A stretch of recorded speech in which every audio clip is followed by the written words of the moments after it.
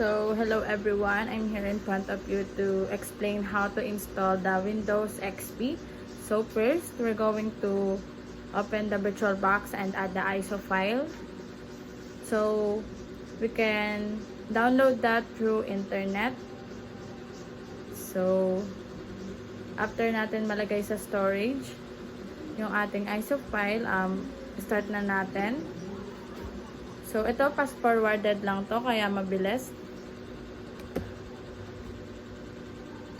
So, ganyan. Wait lang natin siyang mag-loading. So, madali lang naman itong i-install since meron naman tayong ISO gamit.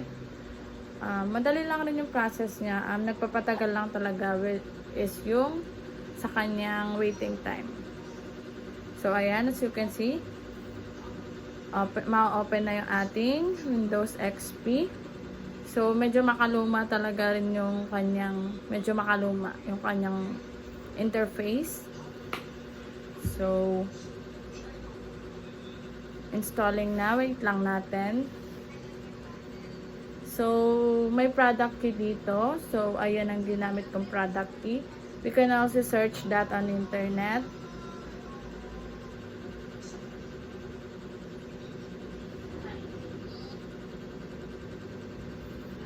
So, wait lang natin mag-loading.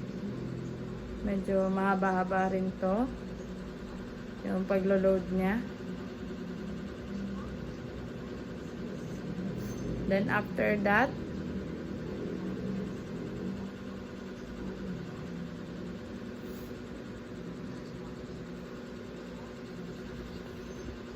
magre-restart na ang ating Windows XP. So, wait lang natin. So, ayan. Tapos na siya. Then, I just explore it. And, medyo malag rin or medyo makaluma. So, that's all. Thank you for watching.